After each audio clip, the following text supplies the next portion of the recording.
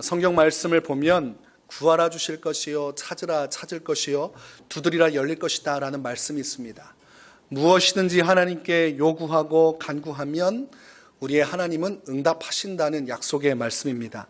그러니까 성도는 포기하지 않고 기도하면 주님의 응답을 누릴 수 있다는 희망의 말씀이기도 합니다. 그런데 오늘 본문 말씀을 보면 참 신기한 장면을 기록하고 있습니다. 예수님께서 말씀하시기를 사탄이 예수님께 무언가를 요구했다고 되어 있습니다. 본문을 보니까 사탄이 너희를 밀 까부르듯 하려고 요구하였으나 라고 되어 있습니다.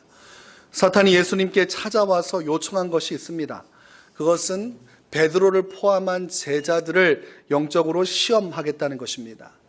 마치 구약시대에 욥에게 임했던 시험과 같이 지금 예수님 앞에서 허락만 떨어지면 제자들을 시험하겠다라고 이야기를 하고 있는 것입니다. 이것은 예수님께서 제자들을 위해서 기도하시기 때문에 예수님의 허락을 요청하는 것과 같습니다. 저희가 어릴 적 생각을 하면 제가 시골에서 자랐고 또 어렸을 때는 참 유약했습니다. 믿으시나 사실은 그렇습니다. 유약했고 그래서 동네 형들한테 맞을 때가 있었습니다. 억울하지요. 억울하고 답답하고 해도 제게 힘이 없습니다. 그때에 저희 친형이 한 분 계신데 그때는 저보다 컸습니다. 지금은 그렇습니다. 그때는 참 컸습니다. 그때 저희 형이 저를 힘들게 했던 그 동네 형을 부르더니 제 앞에서 혼내주는 겁니다. 저는 무기력한데 저 형이 옆에 딱 붙어가지고 혼내주니까 그 무섭던 동네 형이 순한 양처럼 아무 말도 못하고 혼쭐이 나서 집으로 돌아갔습니다. 그 이후에 해코지가 있을까 걱정했는데 아무런 뒤탈이 없었어요. 이것이 바로 형제애고 이것이 권력이 강한 사람과 함께하는 기쁨이구나. 어린 날 그 느낌을 받았습니다. 오늘 예수님과 제자들이 함께 있는 이 공동체 생활 속에서 예수님과 제자들이 끊임없이 교제했지요. 그래서 영적인 교류를 했고 그곳에서 기도했고 하나님을 찬송했습니다. 그런데 사탄이 이제 예수님께서 십자가 지는 것을 알고서 적절한 타이밍에 지금 제자들을 요구하는 것입니다. 이제 내가 내 방법으로 제자들을 시험할 테니 예수님은 손을 떼라 이렇게 요청하는 거죠. 그럼에도 불구하고 예수님께서는 그것을 허락하지 않으십니다. 왜냐하면 마치 형이 동생을 보호하듯이 제자들을 보호하고자 하는 마음을 가지셨기 때문입니다.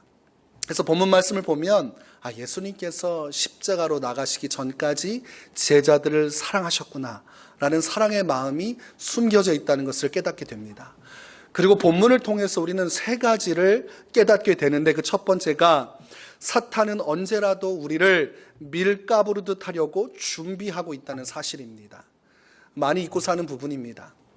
바쁘게 살다 보면 먹고 사는 문제와 인간사에 얽혀있는 모든 그 실타래와 같은 문제들 때문에 보지 못하고 있는 것은 영적으로 사탄이 성도들을 시험하고자 기회를 보고 있다는 사실입니다. 더군다나 사탄은 우리가 연약한 그 순간을 노린다는 것을 깨달아야 하는 것입니다. 성경 말씀 보니까 사탄이 얼마나 집요한지 그 집요함에 대해서 베드로전서 5장 8절은 이렇게 기록합니다. 근신하라 깨어라 너희 대적 마귀가 우는 사자같이 두루 다니며 삼킬 자를 찾나니. 여러분 이걸 잘 기억하셔야 됩니다. 성경의 말씀은 지나치는 말씀이 아니고 굉장히 정확하고 분명한 말씀이기 때문에 한 자라도 쉽게 넘어가서는 안 됩니다. 지금 영적으로 대적 마귀가 우는 사자같이 두루 다니고 있다. 그리고 삼킬 자를 찾고 있다는 것입니다. 이곳에 예배한 우리들도 그 대상 가운데 포함되어 있는 것이지요. 정신 차려야 된다, 깨어 있어야 된다, 이렇게 성경은 말씀하고 있습니다. 제가 동물원에 가본 적이 있습니다. 개인적으로 어렸을 적에 한 번 간 적이 있는데 기억이 나지는 않고 최근에 아이들 때문에 동물원에 갔습니다. 저도 동물원에 갈 때는 좀 발걸음이 무거웠는데 가니까 좋더라고요. 좀 희한한 동물들이 참 많습니다. 원숭이를 봐도 좀 신기하고 그 중에서 사자를 볼 때가 좀 충격적이었습니다. 앞에서 보는데 얼마나 무서운지 사자가 앞에서 지나가는데도 간담이 서늘하고 그리고 사자가 우는 소리를 들었는데 이상한 이렇게 기괴한 소리로 울더라고요. 제가 텔레비전에서 봤던 그런 울음소리가 아니에요. 뭐라고 표현할 수 없는 괴상망측한 소리로 트름하는 것도 아니고 막 소리를 내는데 그것이 한 100m 지나가는데도 들려요. 뒤에서 막 포효하는 소리와 같이 이상한 소리가 막 울려 퍼지는데 제가 한 5번 뒤를 돌아본 것 같습니다. 참 무섭다라는 생각을 했죠. 근데 사자가 특성이 무엇이냐면 이제 뒤돌아 있다가 돌아보려고 하면 그때 달려드는 거죠. 영상 중에도 아이가 있으면 동물원에서 사자가 살금살금 오다가 아기가 뒤를 돌아보는 순간 사자가 덮치는 이런 장면들이 있습니다. 가장 연약한 순간을 노려보고 있다가 그 타이밍을 잡아서 이제 먹이를 가져가는 겁니다. 그래서 사자의 공격 방법은 단순합니다. 무리 중에서 가장 연약한 그리고 동떨어진 그런 대상을 먹잇감으로 삼고 계속 걸어가면서 쫓아가다가 어떤 한 순간이 오면 잽싸게 달려가서 목덜미를 물고 늘어지다가 숨통을 조여서 죽여버리는 겁니다. 그러니까 질식사시키고 그 다음에 찢어 먹는 것이죠. 사탄이 이렇게 우는 사자처럼 약점을 찾아서 성도의 삶을 지켜보다가 적절한 때가 되면 어떻게 합니까? 달려들어서 찢어 삼켜버리려고 한다. 이것이 영적으로 우리가 처한 위기이자 우리의 신앙의 경계심을 가져야 할 이유라고 성경은 설명을 하고 있습니다. 군대에 가면 군대 얘기 별로 좋아하지 않으실 텐데 그 주적 개념을 배웁니다. 그래서 군대 갔다 온 사람은 주적이란 말을 알아요. 우리의 주된 우리의 적이 누구냐 이걸 가장 먼저 가르칩니다. 누구라고 배우겠습니까? 사람이라고 배운다고요? 군대에 가서 우리의 주적이 누구냐 물어보면 뭐라고 대답해요? 북한군이라고 얘기합니다. 그래서 군대는 두 가지로 나눠요. 북한군과 북한 주민을 나눕니다. 같이 합해놓으면 비인간적이라고 얘기하니까 군대와 주민을 나누어서 우리가 북한군은 우리의 주된 적이다 이렇게 얘기를 합니다. 그래서 국방의 의무와 사명에 대해서 설명을 해 나가죠. 북한이 언제 도발할지 모르니 우리가 깨어있지 않으면 이 전쟁에 휘말려서 참혹한 상황이 벌어지게 된다. 그래서 우리와 형제와 우리의 사랑하는 누이 동생과 부모님을 지키기 위해서 우리가 국방의 의무를 다해야 된다. 이거를 가르칩니다. 제가 그때 그걸 제대로 배웠어요. 그래서 애국가 들으면서 막 눈물이 나고 당장 김정은 잡으러 가야 되겠다는 생각에 정말 그때 제가 왜 그랬는지 모르겠는데 매일 아침마다 교육을 받고 훈련받다 보니까 마음밭이 좋아서 그런지 모르겠지만 군인으로서 어떤 사명의식을 가졌습니다. 우리의 적이 누구인지를 알게 되니까 내가 어떻게 군생활을 해야 되는지를 탁 가닥을 잡겠더라고요. 근데 막상 군대 가서 하니까 맨날 작업만 시켜가지고 군대에 대한 그 어떤 따뜻한 뜨거운 마음은 사라진 적이 오래지만 그래도 제 안에 있는 것은 그 가르침이죠. 우리가 신앙생활하면서 우리 신앙의 주적은 누굽니까? 네, 교회 안에서 말썽 일으키는 성도입니까? 아니면 마음에 들지 않은 우리 이웃 중에 누굽니까? 주적이 누구냐고 물어본다면 사탄이다. 성경은 그것을 명확하게 설명을 해주는 것입니다. 성도가 신앙생활하면서 주의하고 경계하고 대적해야 할 상대가 누구인지를 성경은 명확하게 이야기해 줍니다. 그런데 어느덧 살다 보면 이것들이 희미해져요. 야고보서 4장 7절은 말씀합니다. 그런즉 너희는 하나님께 복종할지어다. 마귀를 대적하라. 그리하면 너희를 피하리라. 마귀는 내버려 두는 것이 아니고 대적해야 됩니다. 마귀가 끊임없이 공격하려고 할 때에 세상에 유혹을 주고 정욕을 주고 수많은 탐심으로 우리 안에 들어와서 우리를 타락시키고 고갈시키려 할 때 그대로 내버려 두지 말라 이것입니다. 사탄이 그 배후에서 역사하는 것을 깨닫고 그 유혹과 시험으로부터 승리하기 위해 마땅히 성도는 대적해야 한다 이렇게 이야기합니다. 이해가 되십니까? 우리가 만약 예배의 자리에서 멀어지고 있다. 그리고 은혜의 자리를 점차 떠나가게 된다. 그렇다면 그 이면에는 누가 있습니까? 근데 이걸 잘 받아들이지 못할 때가 많습니다. 사탄을 경계해야 하는데 그것을 느슨하게 생각하고 잘못 이해할 때가 많습니다. 자, 두 번째로 깨닫게 되는 것은 예수님의 권능이 사탄보다 더 높고 강력하다는 것을 본문을 통해 깨닫게 됩니다. 어릴 적에 이제 교회 다니는 친구들이 모여서 귀신 얘기를 할 때가 있어요. 그런 얘기 안 해보셨는지 모르겠지만 저는 좀 했습니다. 근데 처음에는 웃으면서 하는데 마지막 끝날 때는 누구도 그 자리를 떠나지 못합니다. 밤이 어두웠고 집으로 돌아가야 되는데 누구 하나 선뜻 나서지 못해요. 왜냐하면 나가면 지금 귀신이 기다리고 있을 것 같다는 그런 잘못된 어떤 망상들이 사로잡혀 있는 것입니다. 공포심, 귀신에 대한 두려움. 저도 그랬던 것 같아요. 얘기 끝나고 나서 의연한 척했지만 왠지 모르게 귀신이란 존재가 너무 무섭게 느껴졌습니다. 어릴 적 제 이야기입니다.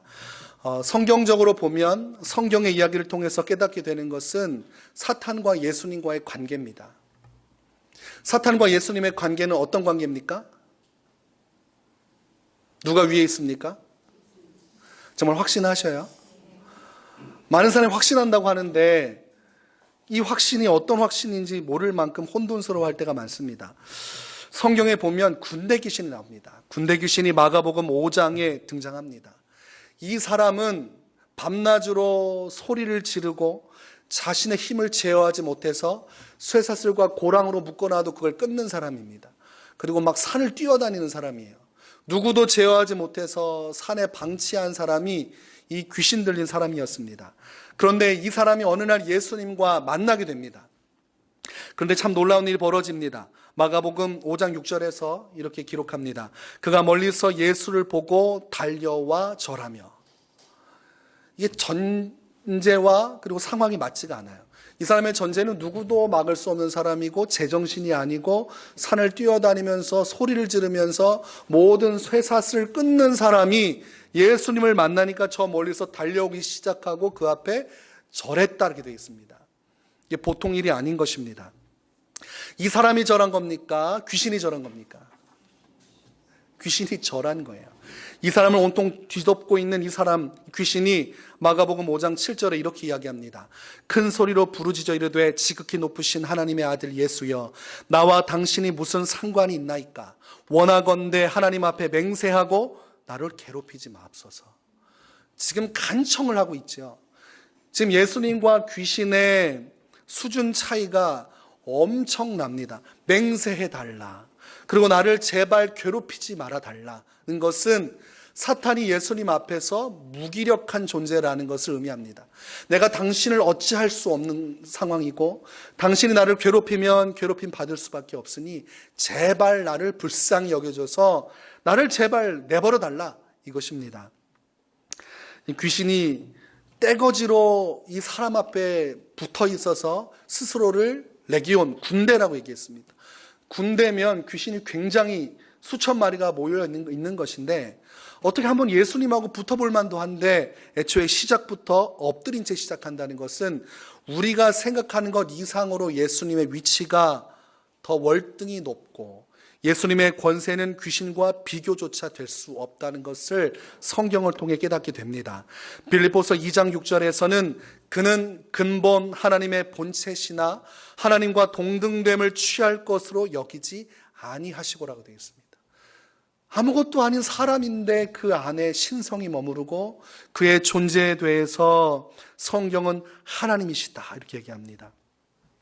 그 예수님의 외모를 볼 때는 작고 왜소합니다. 그리고 누가 봐도 흠모할 만한 외모를 가지고 계시지 않습니다.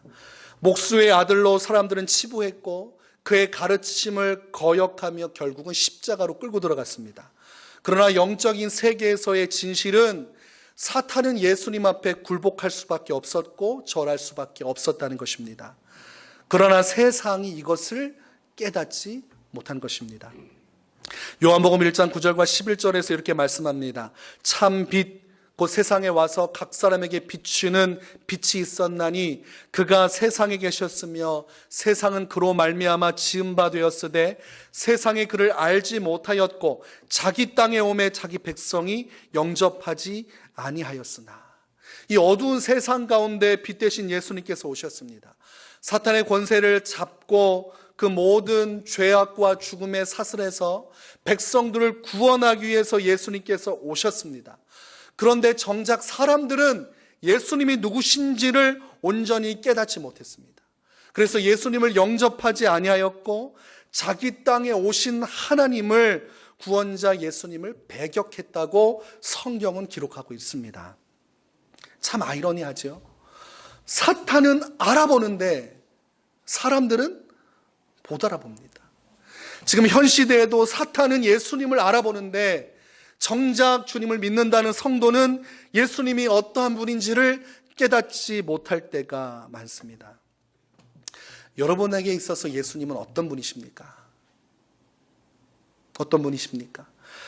한 주에 한 번 예배하고 삶에서 자연스럽게 잊혀지는 어떤 모조품과 같은 가슴 한켠에 남겨진 존재입니까?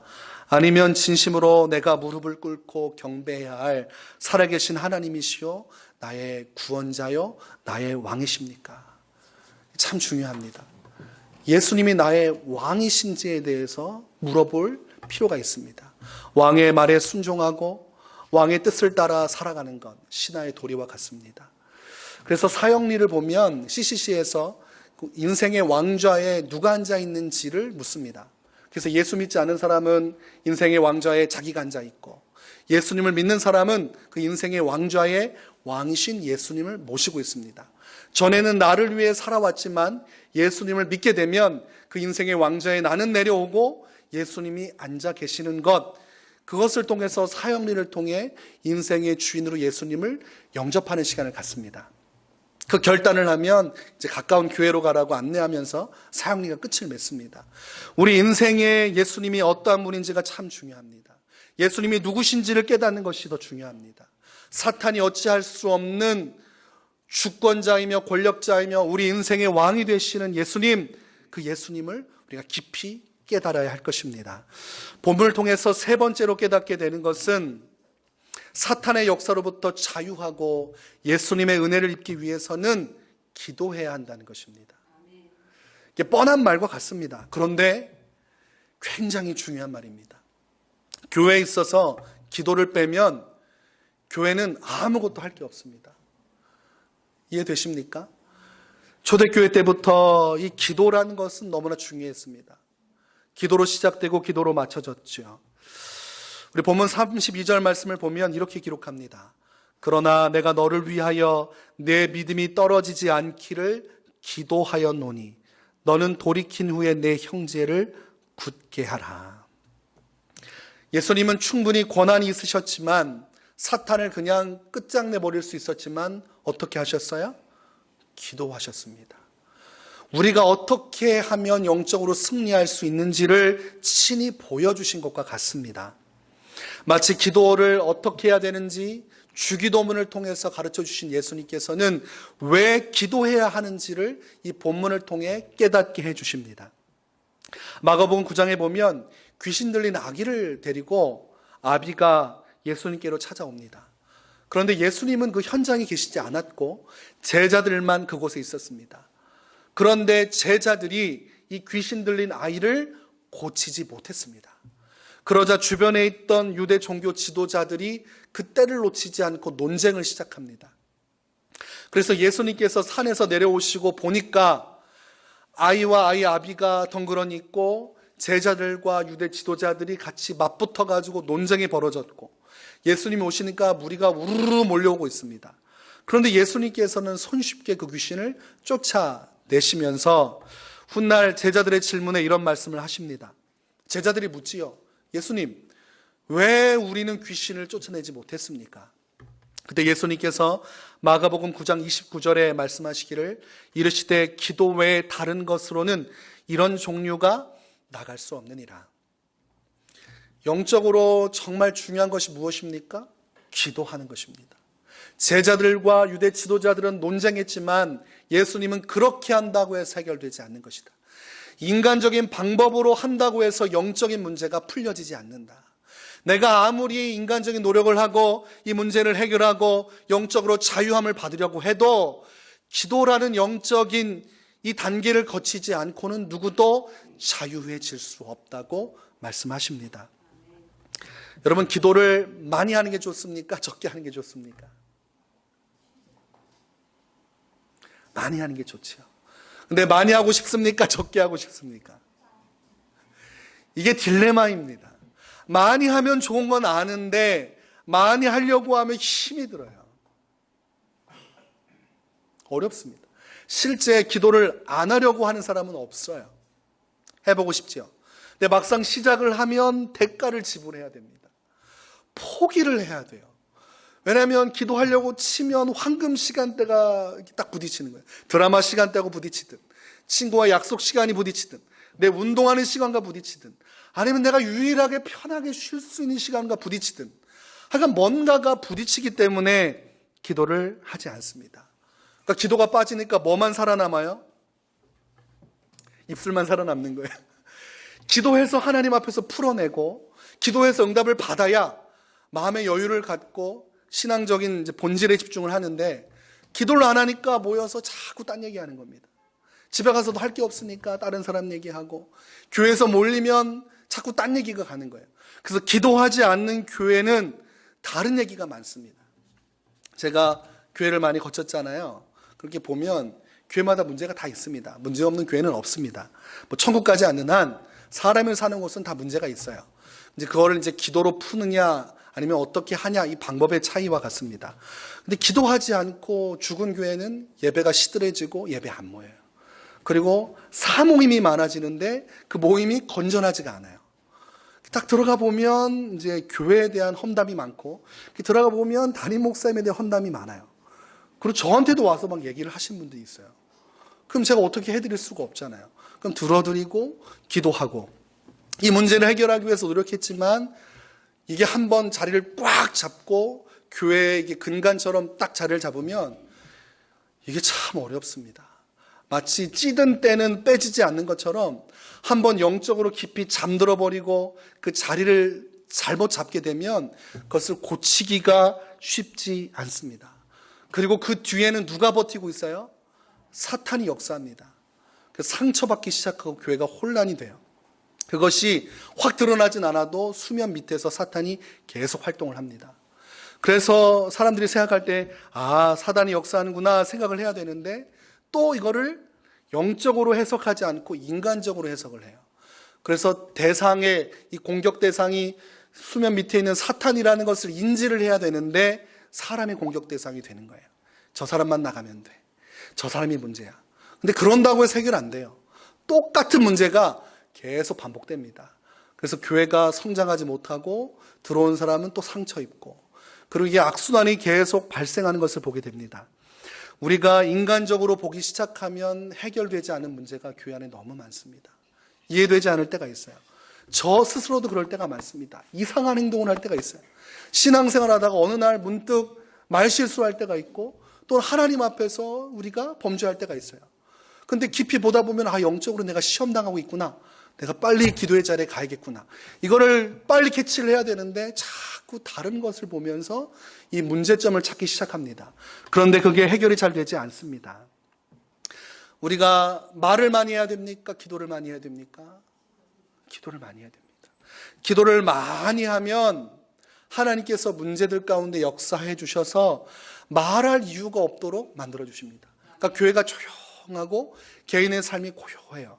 그래서 그 안에서 주님을 묵상하고 기도하고 하나님을 위해서 헌신할 수 있는 기회문들이 열리는데, 기도를 하지 않으면 사단이 들어와서 시험하기 시작하고 마음에 평안이 없고 마음속에 지옥이 열립니다. 겉으로 볼 때는 반듯하고 또 교회 와서 신앙생활하는 것도 어느 정도 하고, 그런데 그 사람의 삶을 들어가 보면 마음이 지옥이에요. 그래서 교회 생활하다가 뛰어내려서 자살하는 사람들 많습니다. 성도라는 이름을 갖고 살지만 실제 삶에는 은혜가 흐르지 않고 사단이 계속 야금야금. 그런데 교회 안에서는 기도하지 않고 영적인 교류가 일어나지 않으니까 모르는 거예요. 그 사람이 죽어감에도 불구하고 모르는 거예요. 어느 날 사라졌는데 왜 사라졌는지 모르는 거예요. 근데 그 배후에는 사단의 역사가 움직이고 있다는 것입니다. 고린도전서 4장 20절에 이런 말씀이 있습니다. 하나님의 나라는 말에 있지 아니하고 오직 능력에 있습니다. 기도해야 할 이유입니다. 우리가 하나님의 나라를 이곳에 이루어 나가고 이 위례 지역 가운데 주의 복음을 이루어 나가고 우리가 교회로서의 사명을 감당하려면 능력이 있어야 하는데, 그 능력은 기도를 통해서 이루어진다는 것입니다. 사도행전 1장 4절 말씀을 보면 예수님이 부활하신 다음에 제자들이 모이는 그 이유에 대해서 설명합니다.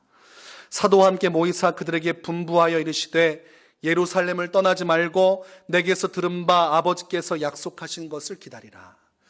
예수님께서 약속하신 것을 기다리라고 말씀하셨고, 그 제자들은 어떻게 기다리냐면 마가다락방에 모여서 그곳에서 기도하며 기다립니다.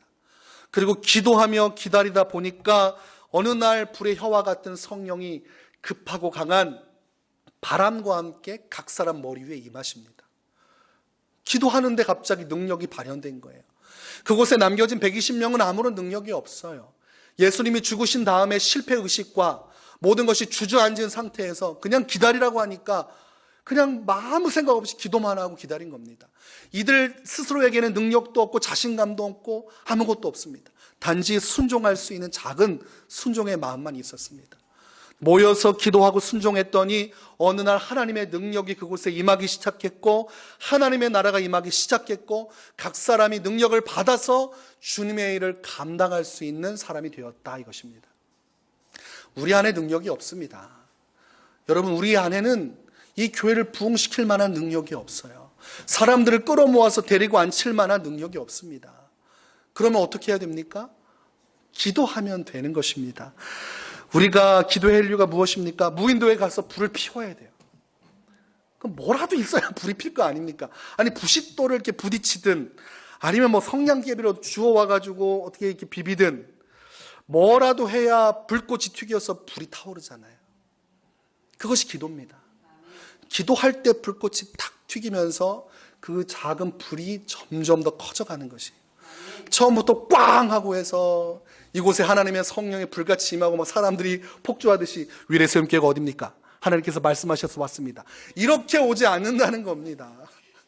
유튜브에서 지금 난리가 나는데 최송환 목사님 설교를 듣고 왔습니다. 이렇게 오지 않는다는 거예요. 작은 불꽃이 피어오르고 연기가 나고 우리의 기도가 모여지면서 그것이 활활 타오르고 그 안에 하나님의 임재가 임하면서 한 명, 두 명 하나님의 인도하심 속에서 이곳이 채워지는 것입니다. 근데 기도하지 않으면 식어져요. 차가워져요. 그러다 보면 성도들이 몸이 얼어붙습니다. 기도가 얼어붙고 예배가 얼어붙고, 그래서 교회에서 예배하면 어때요? 냉랭해요. 그래서 기도하지 않은 교회는 와서 기도하면 냉랭합니다. 근데 기도하는 교회는 와서 딱 앉아서 기도하면 따뜻합니다. 제가 청년 시절에 이 얘기했다가 욕을 많이 먹었습니다. 왜냐면 이 교회 와서 기도했더니 성령의 임재가 있고 너무 좋습니다 했더니 청년들이 다 제 욕을 했다고 그래요. 아니, 뭘 한다고 와가지고 하나님 앞에서 그럼 그러면서 비난하는 얘기를 했다고 누가 얘기를 해주시더라고요. 말도 조심해야 하는 세상이죠. 근데 제가 청년 신학생 때부터 경험했던 거예요. 기도하는 교회는 가서 앉아있으면 성령의 임재가 있어요. 정말 그렇습니다. 그래서 우리가 기도하는 교회가 될 때 어둠의 권세는 끊임없이 우리를 노려보고 공격하려고 하지만 이거는 기도하면 아무것도 아닙니다. 예수님의 그 권능과 능력이 우리 안에 흘러 들어와서 사탄이 어찌 해볼 도리가 없는 것입니다. 오늘 본문은 사탄이 끊임없이 요구하나 예수님께서 우리를 기도하신 것처럼 우리도 기도하면 됩니다. 위례세움 공동체는 기도하는 공동체가 되어야 합니다. 우리가 기도를 통해 은혜를 공급받고 이곳에서 하나님의 은혜 속에 잠기면 누가 오든 그 은혜가 흘러가게 되어 있습니다. 영적인 은혜가 돌고 돌아서 이 공동체를 채워나가면 어둠의 권세는 우리의 밥이요, 우리는 하나님의 놀라운 은혜 가운데서 영적인 은혜 속에서 믿음으로 승리하고 하나님의 사명을 감당할 수 있는 것입니다. 이제 앞으로 우리 모두가 한마음 돼서 기도하기 힘쓰기를 원합니다.